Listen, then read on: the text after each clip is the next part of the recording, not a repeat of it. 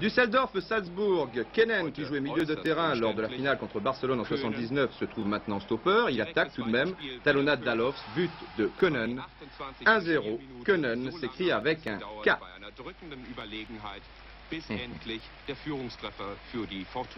Toujours Können, côté gauche. Cette fois, Alofs, le numéro 10, ne touche pas le ballon. Le capitaine Zene.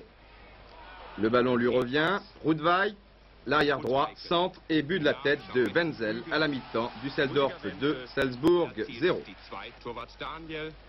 Toujours Fortuna Düsseldorf avec Wenzel.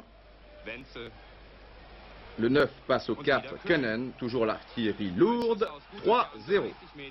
Meilleur buteur du dernier championnat d'Europe en Italie, Klaus Allofs, que l'on avait annoncé un peu partout, n'a finalement pas été transféré.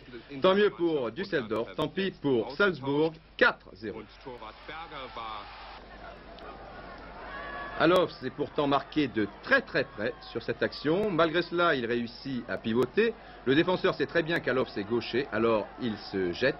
Erreur pour une fois. Klaus Allofs se sert de son pied droit. 4 buts d'avance et bientôt 5 car le gardien autrichien rate l'interception de ce corner, repris facilement par Dussend, 5-0. Castilla-West Ham est tout de suite un but pour l'équipe londonienne grâce à cette tête de David Krause. C'est le match de deuxième division. West Ham a remporté la coupe. Castilla l'a perdu mais devant le Real de Madrid qui, il est vrai, avait réussi le doublé. Sur la pelouse, les Anglais mènent 1-0, mais dans les tribunes, le score est encore plus net. 21 arrestations à 0.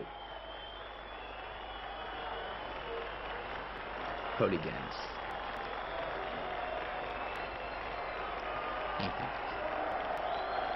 62e minute, Paco ne laisse aucune chance à Phil Parkes, égalité un partout.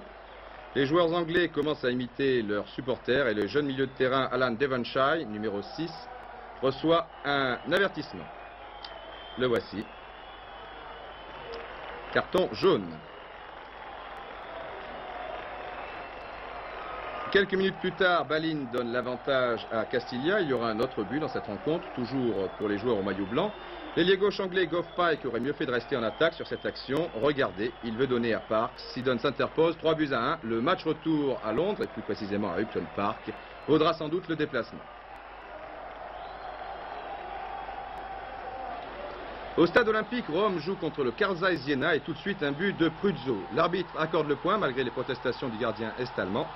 Pruzzo s'est-il aidé de la main sur cette action? On ne le saura jamais.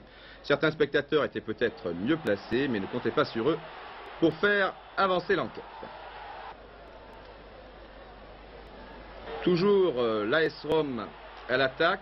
Tir de Falcao. Pruzzo n'a plus qu'à pousser le ballon. Il s'écoule tout seul. Incroyable. Alors, de deux choses l'une, ou Pruzzo a marché sur ses lacets, ou alors l'homme invisible lui a fait un croc en jambe. À vous de juger.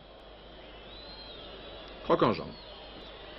Rome marquera tout de même un deuxième but, toujours en première mi-temps par Ancelotti. Et puis on se retrouve en deuxième période avec un but de l'ex-joueur de Porto Alegre, Falcao. Le Brésilien est devenu en quelques semaines le chouchou du public romain.